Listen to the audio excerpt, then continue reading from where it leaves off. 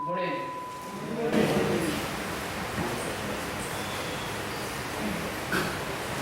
Sa karon nga tuig 2015,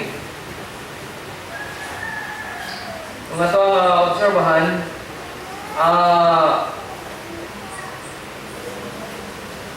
ginapanghinay na o papauli sa Ginoo ang mga workers sa langit.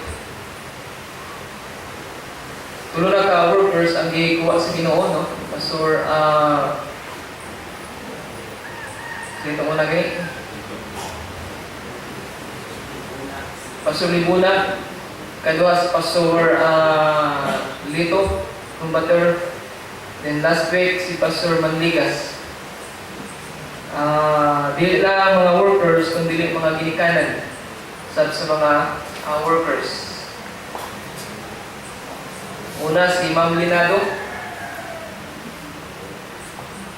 Then ikadua ako ang nanay. Then ikatulo papa ni Pastoran Delicisa. Kinsa ka magsunod. No? Ug salamat tungod kay nagapahulay na sila dito sa langit. Ug say kita na kiningtanan ang Ginoo adunay mga purpose ng gana. Allow kini niya tungod kay siya nagagulit sa tuwa nga kinabuhi. Wala siya dili kita magunda, dapat dili ato sayangan ang atong kinabuhi tungod kay wala kita kabalo kung kano sa kita kuwaon sa Ginoo. Usa ka bata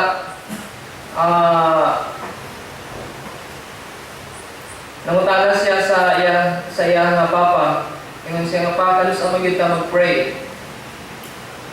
Ingon siya dapat mag-pray ka kanang hapit ka na mamatay. Sigo ng bata, kano sa manita mamatay pa? Sa kana, dili ta makatubag. Okay, pwede mo niya, pwede ugma, pwede kita kuwaon sa Ginoo. So dapat everyday mag-pray kita. O kamaw ka na siya ang challenge, no, sa ato. Tawag nga buntag, ang ato nga pagpamalandong sa pulong sa Ginoo dinhi sa Romans chapter 12 verses 1 and 2. Usa kini ka common nga verse nga kung dugay ka lang at least kung I believe nga na memorize na kinini mo nga verse, no?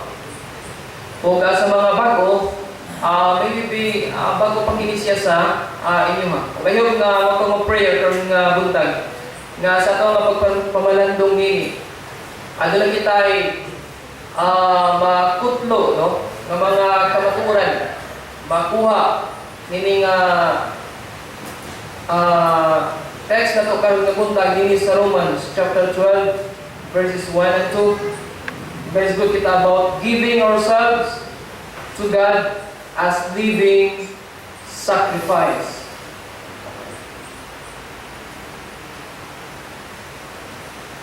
Basahan niyo ako din sundalan sa inyong mga mata, Romans 12, 1 and 2. I beseech you therefore, brethren, by the mercies of God, that ye present your bodies a living sacrifice, holy, acceptable unto God, which is your reasonable service. And be not conformed to this world, but be transformed by the renewing of your mind, that ye may prove what is that good and acceptable and perfect will of God. A young married girl na nagsulti siya na ano na siya trouble sa iyang Christian life.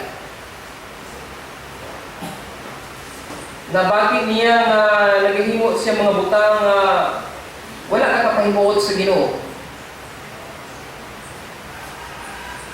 Then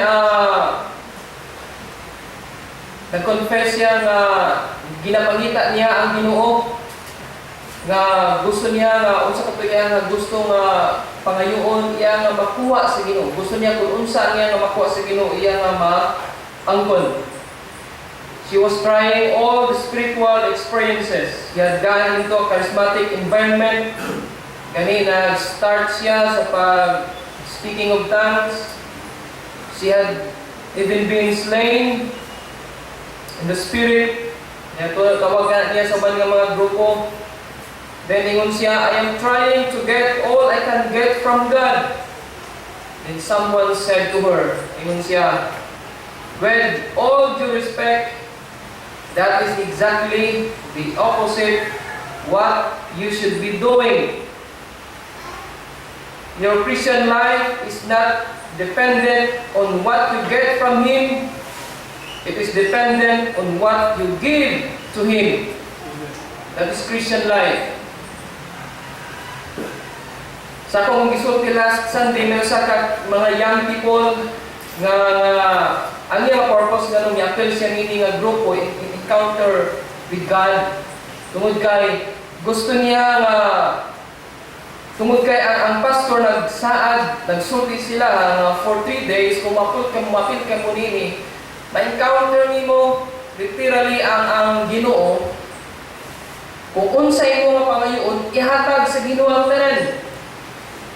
Kuwata, ana na tayo tungod kay naglisod sila o nakinahanglan sila sa financial. So ingon siya, kung unsay mo nga gusto nga pangayoon sa Ginoo, health, financial, ihatag ka na siya sa Ginoo. Gani, pwede ka makaadto dito sa langit, din ma-istorya nimo ang Ginoo. Opposite ka na siya sa kamatuoran. Tungod kay dinhi sa Romans chapter 12, ang pulong sa Ginoo, nagsulti dinhi, wala siya nagsulti dinhi nga kung worship ka sa Ginoo, kung unsa ang imo nga pangayon, ihatag niya. But ingon siya dinhi, offer your bodies, present your bodies as a living sacrifice. Ihatag nato sa Ginoo. Mao kana siya ang kamatuoran. Crystal clear in Romans chapter 12. The Christian life is primarily an act of worship in which we give ourselves. Now, din sa chapter 11, makita natin din. Gikan sa number 1 to chapter 11, nag-read ko si Apostle Paul about doctrine. Then, in chapter 12, si Paul nag-change yung topic into practical sa kinabuhi sa mga Kristohanon. The first practical ngayang gisulti dinhi to give yourself as a living sacrifice. Mao kini ang atong challenge karon nga buntag, atong proposition sa atong theme karon nga buntag, that we must give ourselves as a living sacrifice, pleasing and acceptable unto God. We give ourselves. Ang pangutana karon dinhi, ang atong kinabuhi ba nahimuot ba ang Ginoo? Ang atong pag-offer ba sa atong mga tanan, kining Romans chapter 12, nahimuot ba ni siya nga practical sa atong as we worship God, as we offer to Him our bodies, our whole being. Makaingon ba kita ang Ginoo na himayat nini, na please ba ang Ginoo nini? All our response to what God has done for us is to give to God our spiritual offering. And that is yourself, myself, ourselves. Ang atong kaugalingon, mo'y atong ihatag sa Ginoo. It's about worship. And worship is about giving ourselves to God. Then ang nature dinhi, makita nato a living and holy sacrifice. Kini nga language, makita nato ni siya, familiar kini siya sa tuwa tungod kay kini nga language is a priestly language, sacrificial language. Og makuha kini nato dinhi sa Old Testament, the sacrificial system nga ginahimo sa mga pari. Diba? Kung mag-offer sila sa usa ka hayop, kung mao kini ang nila nga ginapatay nila ang animals, then gina-offer kini nila dina sa Ginoo. So the priests were offering dead sacrifices, not living sacrifices. They were offering dead sacrifices that pictured the sacrifice of Christ in death, paying the penalty of our sin. But today, We are called on not to offer dead sacrifices. Wala kita gitawag sa Ginoo nga mag-offer o patay nga sacrifice. The system is gone. Old Testament na kana siya. Nawala kana siya sa diyang si Jesus Christ na matay dito sa cross. The sacrificial system has gone away. Kining pag-offer og sa ka patay nga animals, pagpatay nila sa animals. Karon bag-o na kini siya. Sa New Covenant, the New Testament economy, that is a living sacrifice. It is not an animal. It is you and me. That is a living sacrifice that we are going to offer to God. Dili dead, kundili buhi. We are to place ourselves on the altar before God as an offering to Him. No more dead sacrifices. Natong ihatag sa Ginoo. In chapter 1 and 11, makita nato dinhi ang gihimo sa Ginoo sa tuwa. Then in chapter 12, makita nato dinhi ang our responsibility. Our responsibility. So Christian, our idea about the responsibility is not on what you can get from God.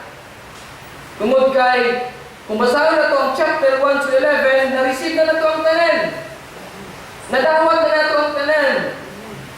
Dina sa kaluwasan palandaan. Naunya, tanaw na ito niya kung sa kining mga butang na ito ang nanadawat. That's why, ingon ang psalmist in Psalm 23, the Lord is my shepherd, I shall not want. Kung naa si Kristo sa imo ang kasing-kasing, wala na makulang sa imo. Naa na sa imo ang tanan. Mao kana siya ang sacrifices. Pero ingon ang 1 Samuel chapter 15 verse 22, to obey is better than sacrifice. Ang pinaka-importante sa ato ng paghatag sa Ginoo, mao kini siya our heart. Mao kini ang ginalantaw sa Ginoo. It is not the animal sacrifice nga ang Ginoo masatisfy, kundi ang atong kasing-kasing o ay ginalantaw sa Ginoo. Karon nga buntag, doon na nato how to give ourselves as a living sacrifice, pleasing and acceptable unto God. Upat ka elements nga itong itunan karon, how to give ourselves as a living sacrifice, pleasing and acceptable unto God. Una, number 1, by giving our soul to God. In verse 1, nag-isgot kina about inner person. We are talking about salvation. Therefore, sa King James, I beseech you, therefore, brethren, by the mercies of God. The word brethren, nag-refer kini siya sa mga saved people. Ang gisulatan ni Paul meaning ng mga tao, mga luwas na daan. Okay? He is writing to people who have already given their souls to God. Mga tao nga nag-offer na sa ilang kalag dinha sa Ginoo. Gani kung basahin itong Matthew chapter 16 verse 26, what will it profit a man if he gains the whole world and loses his own soul? So buta sabot kini nga mga tao, mga Kristohanon, mga anak na sa Ginoo nga nag-offer first sa ilang kalag bina sa Ginoo. Gani ni Paul sa Corinthians, they first gave themselves to God. Ngano ang mga Kristohanon sa Thessalonians, dili lisod ang paghatag, pag-support. Pobre sila ng mga Kristohanon. Pero ingon sa dinha, anong sila gani naghangyo kang Paul, dawata ang mga offering. Ingon ni Paul, I know, naglisod mo, pobre mo. Inyuhan na siya. Pero ingon sila, Paul, amo ini siya nag-sacrifice, diangkuhan, dawatan niya ang mga offering. Ganong lisod sa ilahang paghatag. Tungod kay ang pulong sa Ginoo ni Paul dinhi, they gave themselves to God. First, gihatag, i-offer nila ang ilang kaugalingon dinha sa Ginoo. So mo ni siya ang foundation. You cannot please God in any way if you don't give yourself to Him. Your soul, the essence of who you are. Mao kana siya ang foundation sa atong sacrifice, Christian. Therefore, I urge you, brethren, by the mercies of God. The word therefore dinhi makita nato today that usa kini ka word that this is simply a translation into the consequence of what has been established before. In chapter 1 to 11. So makita nato dinhi nga si Paul in chapter 11, in 1 to 11, naghatag siya og mercy sa Ginoo. Not only mercy, but mercies. Now what are mercies? Things given and deserved, things that are presented to us, granted to us, applied to us, credited to us, which we do not deserve. Mo ni siya ang mercy. Mga butang nga gihatag sa Ginoo sa tua nga dili ita deserving niini nga mga butang, pero ang Ginoo gihatag sa atua. Sa atong Sunday school, ang sa ka-topic nga atong gigisutan is fairness ba to? No? Naka-pick up kami gamay sa mga college ng last Sunday kay makapangutan kita, ang Ginoo ba unfair o fair sa tanan? Unfair siya kay wala niya gihatag ang dapat sa atua. Unsa man siya? Hell, di ba? Ngayon kita dito sa impyerno, pero wala ka na niya gihatag sa atua. Pasalamat kita tungod kay ang Ginoo wala sa attribute sa kining ginatawag nga fearness o fear. Makita nato dinha ang love, ang just, ang holy sa Ginoo. Ang yan na dako maggugma sa tuwa. Kabalo mo kung ang ngayon kita na itabay dito sa linaw at kalay tungkol sa ito ng pagkamakasasala. Kung pasalamat kita tungkol kay ang Ginoo, grace and merciful. What is mercy? Things given and deserved, granted to us, applied to us, credited to us, which we do not deserve. Mao ni siya ang mercy nga ito ang makita dinhi sa chapter 1 to 11. Natunan nato karon dinhi. What are the mercies of God that we can see here in chapter 1 to 11? Unsa man nga mga mercies nga atong makita dinhi sa gikan sa chapter 1 to chapter 11. Una makita nato dinhi ang divine love, no? Dili lang kini nato ng isa-isa. Pero makita nato dinhi ang una is the divine love. One of the mercies of God is eternal divine love granted to unworthy sinner. Dili kita angayan ini.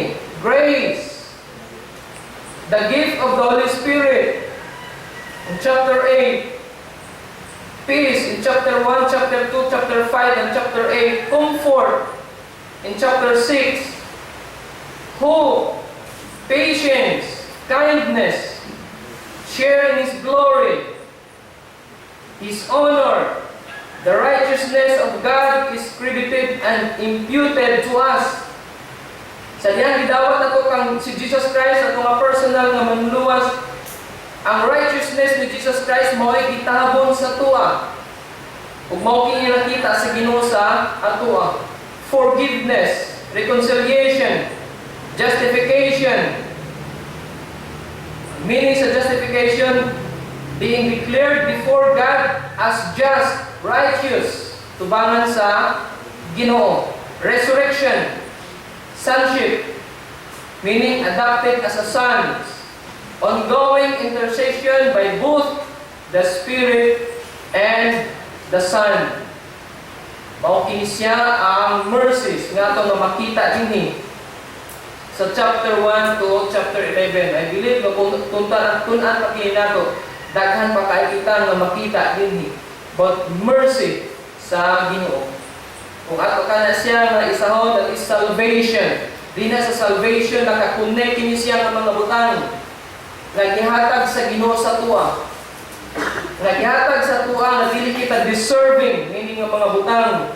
That's why si Apostle Paul in Romans chapter 11, ingon lang niya kung closing din ha, oh, the depth of the riches both of the wisdom and the knowledge of God, how unsearchable are His judgments, and His ways past tracing out.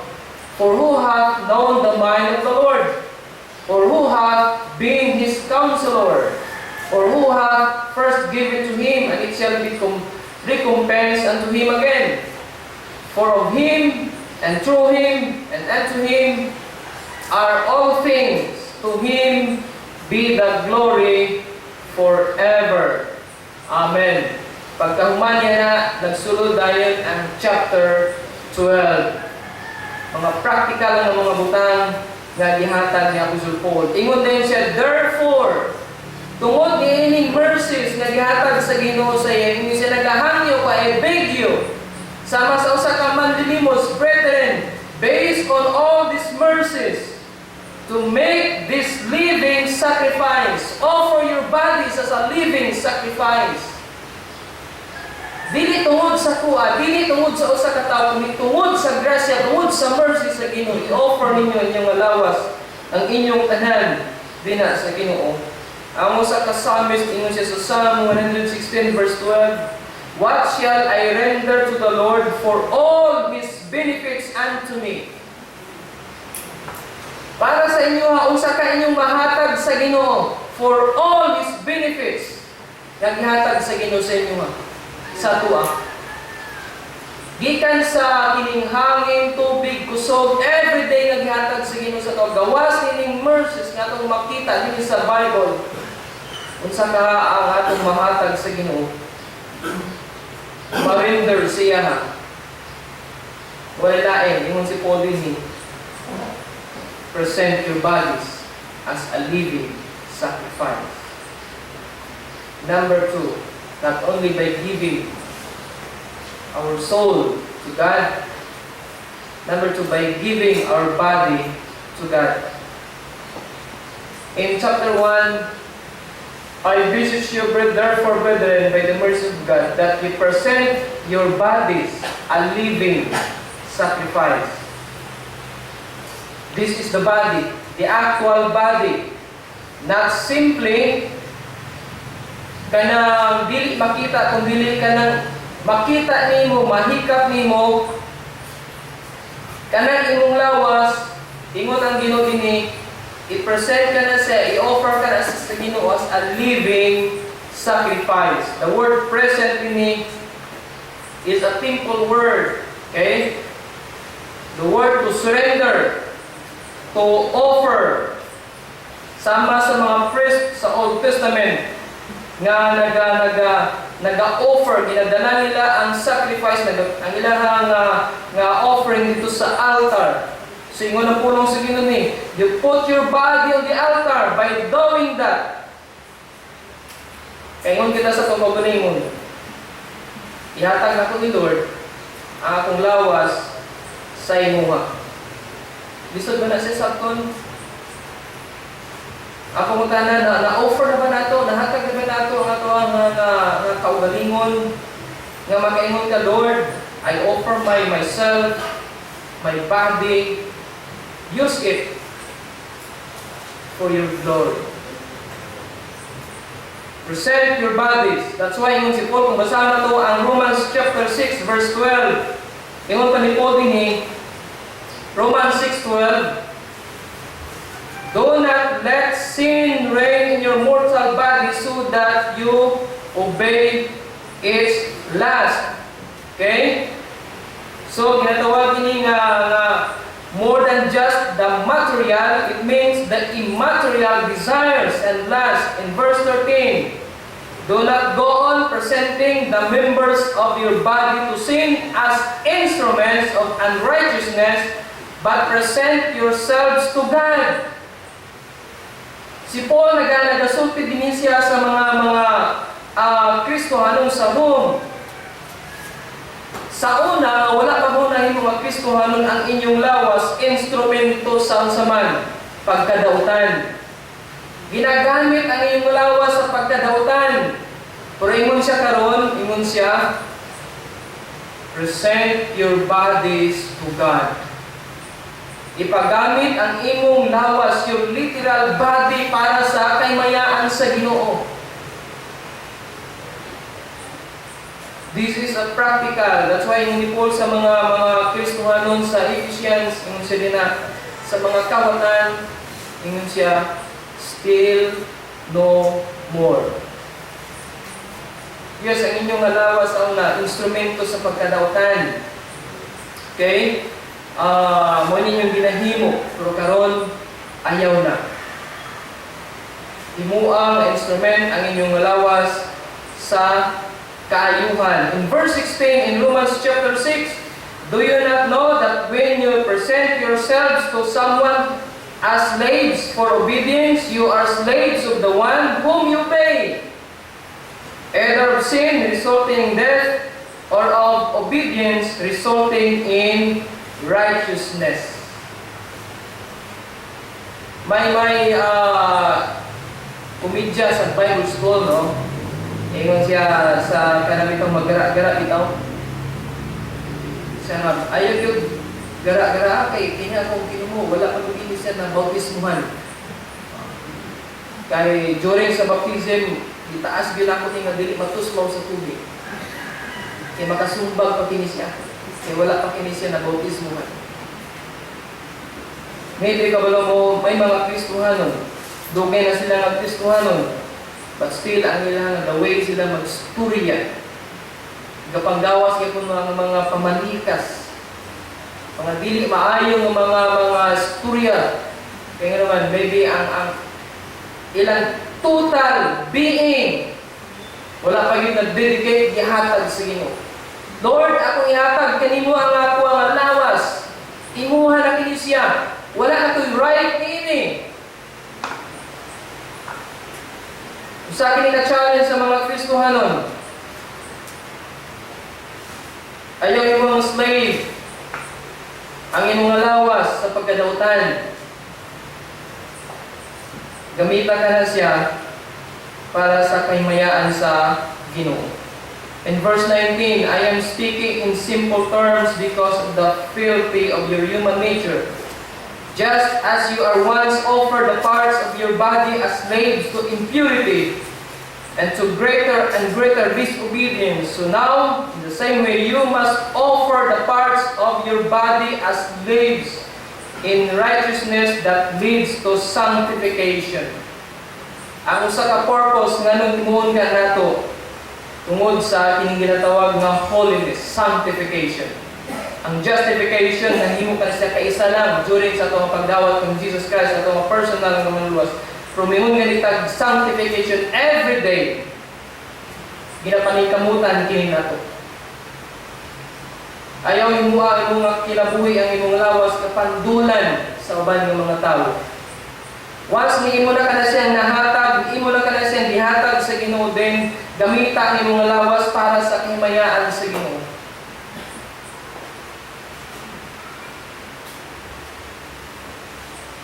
Ayun sa kadwa ka partner na pila na ito katuig. O na-change ako nga principle sa ginatawag dedication. Pila ka mga instances nga nag-dedicate ko nga ang iyang mama magpapa wala pa nakasal, still nag-iipot. But na-realize na ko kung one time nagduo lang ang katong babae sa pastor, pwede ko pa-dedicate ang ako ang mga baby. Yung kung the first, kung pinaka the best siguro nga putang inyong mahimo, dili ang pag-dedicate sa inyong bata. unahan ninyo ang pagpakasal. Paano ka mo maka-offer sa inyong mga bata? Na kamo nagapuyo, nagalunag sa sala. Why? Wala pa ka muna legal, tubangan sa Ginoo, tubangan sa tao. Ayaw, mga Christians, isa kini ka-challenge, no? Ang pulong sa Ginoo, klaro kayo. Do not let sin reign in your mortal body.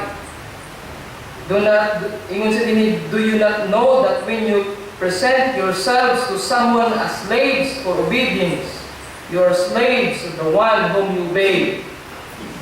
When you obey to Satan, your master is Satan. When you obey Christ, your master is Christ. I urge you to present your bodies. This is an action. Pagpaningkamot.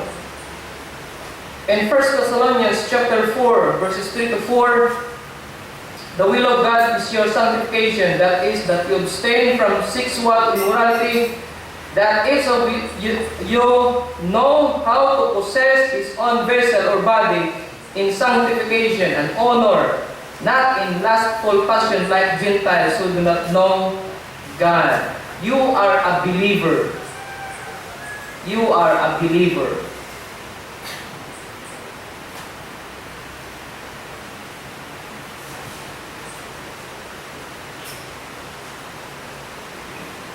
Kung nagakinabuhi pagyapon ikaw, still ang imong alawas. Nagakinabuhi din na sa sala. Christian, please present your bodies to God. Ihatag sa Ginoo. Ihatag sa Ginoo imong alawas. Lord, ang kining alawas para kini sa Ginoo. Kung wala na himaya ang Ginoo sa imong alawas, pangay ka sa Lord, repent. Ihatag sa Ginoo. Kung mao kini siya ang challenge ka nato dinhi sa pulong sa Ginoo. This is our spiritual service. This is our spiritual service. Number 3. Not only by giving our soul, body, but number 3 is by giving our mind to God. And be not conformed to this world, but be transformed by the renewing of your mind. Na nakakunik ini siya. If you don't give your mind to God, you are not going to be able to sustain giving your body to God. Sa time nga gigi-present nimo ang imong alawas, siguro mo na siya ang time sa kaluwasan nimo. Gidawat nimo ang nimo ang si Jesus Christ nimo nga kinabuhi formo kini siya. How you think will take over what you do with your body. Dinigini siya sa atong una. As a man thinks in his heart, so he is. So our mind is critical. Kung unsa ang nato sa atong una, mausap pwede kini siya unsa maayo atong ginahimo sa atong lawas. That's why only Paul in verse 2, do not be conformed to this world, but be transformed by the renewing of your mind. I want to change the lifestyle sa atong lawas. Nag-start ka na siya sa atong una-una. Dili kini siya ang battleground sa atong una-una. Musundog ba ko sa kalibutan? Sa style sa ilang lawas, sa style sa ilang kinabuhi. May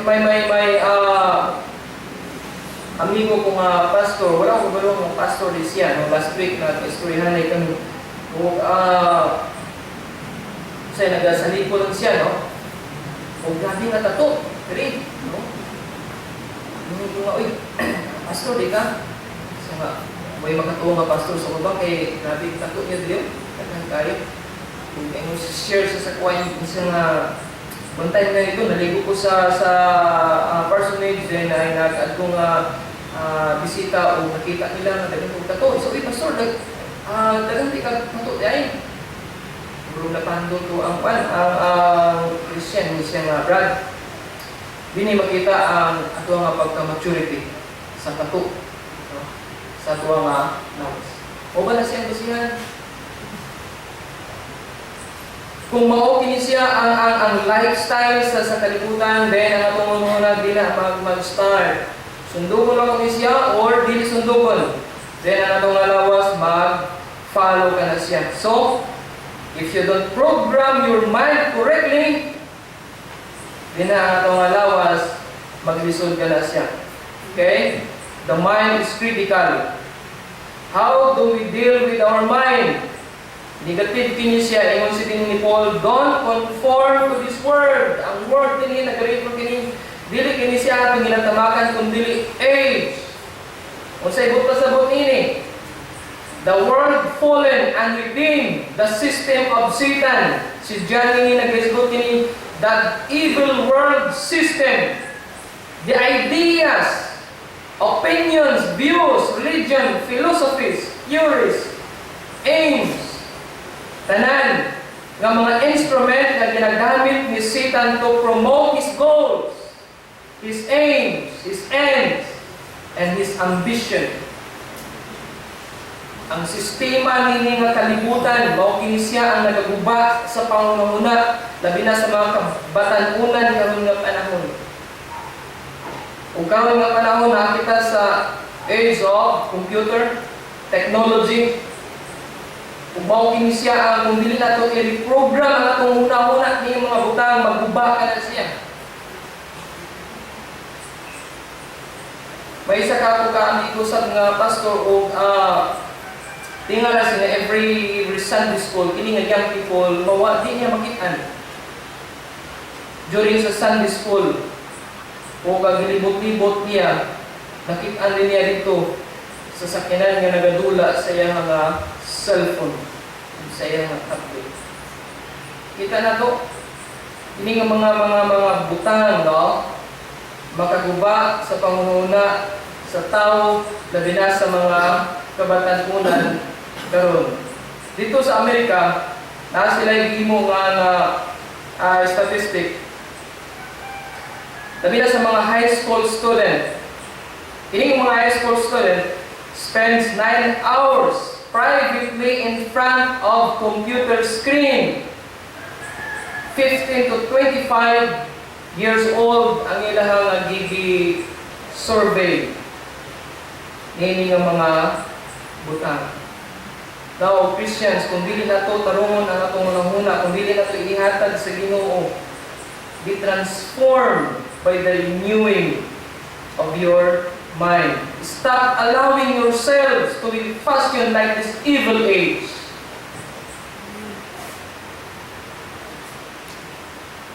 Stop, buot pasabot ini ang word ini binag-conform. Yung sabihin, stop allowing yourselves. Meaning nga mga butang, kung dili nato inisya, i-disiplinawan na nato nga una-una. Yung sabihin, but be transformed by the renewing of your mind. Ang word na transform din is metamorphosis. It's a transformation, hinay-hinay. O gigamit ini siya kung Jesus Christ at then transform siya bilang tao. You need to be transformed into glorious form.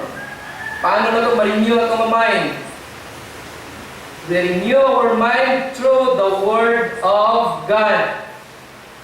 Pinagi sa pulong sa Ginoo. That's why si Paul sa Colossians chapter 1, for this reason also, since the day we heard of it, we have not ceased to pray for you, to ask that you may be filled with the knowledge of His will and all spiritual wisdom and understanding, so that you will walk in a manner worthy of the Lord, to please Him in all respect. Atong punon ang atong mind sa pulong sa Ginoo, sa divine truth. The soul is redeemed, the body, Lord, I want to give my body to the Lord, but our mind, wala na ito gihatag sa Ginoo, wala na ito gi-offer sa Ginoo, useless gyapon ginigdanan. Tungod kay ang atong mind, mao kini siyang battleground sa karon nga panahon. Bini nag-start sa atong mind. I-reprogram ang imong mind pun-a sa pulong sa Ginoo. I-refresh kini siya. Ibutang din na ang mga program ng mga maayo, makatabang sa tuwa, kung makatabang sa imo sa imong pagtubo o pagpangalagad sa Ginoo. Then last,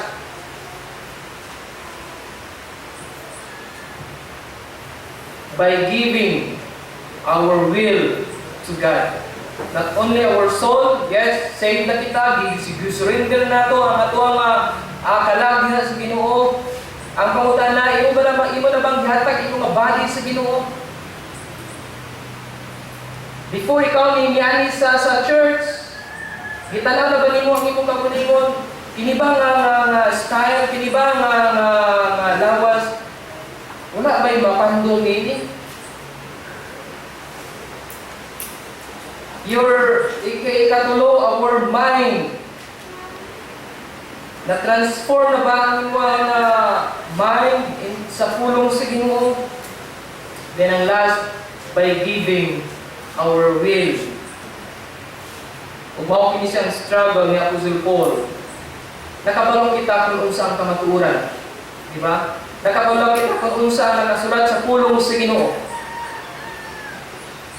Pero ang problema, wala na ito ginahimo kung unsa ang kamubuton sa Ginoo. When we surrender our will to God, sama kang Jesus Christ, niingon siya, thy will be done. Ano mag-ingon si Jesus Christ niya? First, submit siya sa iyang amahan. Paano? I-give up niya ang iyang will. Kung atong i-give up, kung atong ihatag ang atong will dito sa Ginoo, dili lisod ang pagsunod sa kabubuton sa Ginoo. Dili lisod ang pagsunod kung unsa nakasulat sa pulong sa Ginoo. Dili na kini nato dapat ipangutan-on, Lord, will ba nimo? Nga klaro na kaayo nasa pulong sa Ginoo. Lord, kabubuton ba nimo nga mag-pray ko? Dili na kana siya kinahanglanon nga ipangutan na pa. Lord, kabubuton ba nga musimba ko? Lord, kabubuton ba nimo nga mauni siya nga himuon? Kung nakasulat ka na siya sa pulong sa Ginoo, himuha ka na siya. Si Paul, ingon siya, I don't do what I should do, I do what I don't want to do.